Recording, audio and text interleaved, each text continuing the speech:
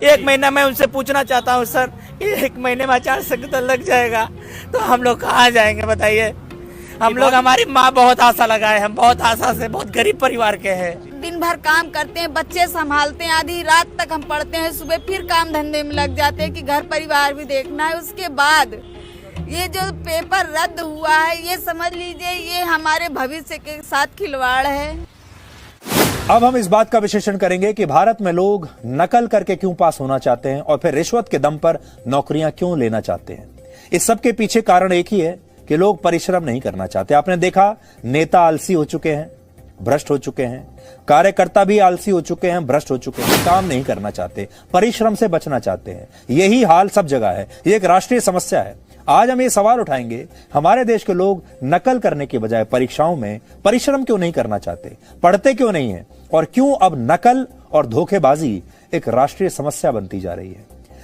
वर्ष 2021 के global innovation index में भारत 132 देशों में 46वें नंबर पर है। इनोवेशन का मतलब होता है किसी नई चीज की खोज, यानी भारत इस रैंकिंग में बहुत पीछे है। लेकिन नकल करने के मामले में भारत के लोग हर दिन नए नए इनोवेशन कर रहे हैं, खोज कर रहे हैं, और नई नई टेक्नोलॉजी अब नकल करने के लिए आ रही है। और अब परीक्षाओं में नकल करवाने के लिए जो नई खोज है वो है ब्लूटूथ लगी हुई चप्पल।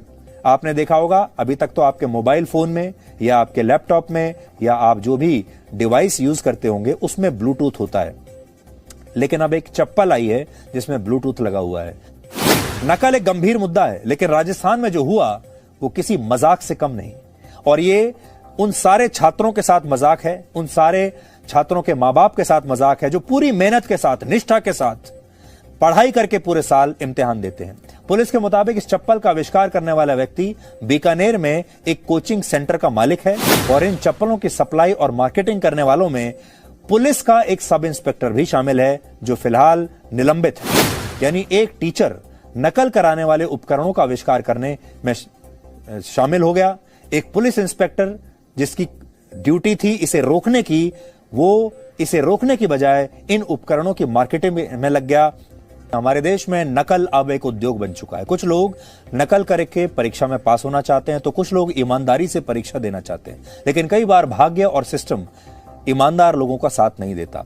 यानी भारत में कुछ लोग नकल के दम पर टीचर, डॉक्टर और इंजीनियर्स तक बन जाते हैं, और कुछ लोगों को उच्च शिक्षा हासिल करने के बाद चपड़ासी की नौकरी भी नसीब नहीं होती।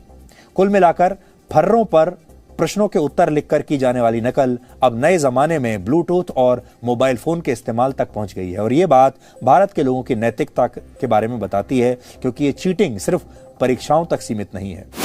लोगों के साथ इंटरनेट के जरिए फ्रॉड करने के मामले में भारत पूरी दुनिया में नाइजीरिया के बाद दूसरे नंबर पर है। इंटरनेट पर फ्रॉड के मामले में, फेक न्यूज फैलाने के मामले में भारत पूरी दुनिया में नंबर 1 पर है। भारत में लोग रिश्तों के साथ भी धोखाधड़ी यानी चीटिंग करने से कभी पीछे नहीं हटते। भारत में 5 लाख लोगों पर किए गए एक सर्वे में 55% पुरुषों ने और 56% महिलाओं ने यह बात मानी कि उन्होंने अपने जीवन साथी के साथ कभी ना कभी चीटिंग की है, यानी उसे भी धोखा दिया है। यानी honesty is the best policy जैसी बातें अब भारत में किताबों से बाहर नहीं निकल पाती, और असल जीवन में लोग परीक्षा से लेकर प्रेम तक के मामले में चीटिंग करने को गलत नहीं मानते। जीवन में चाहे आपको परीक्षा देनी हो या प्रेम के रास्ते पर आगे बढ़ना हो, आपको हर जगह परिश्रम करना ही पड़ता है और परिश्रम करना ही चाहिए।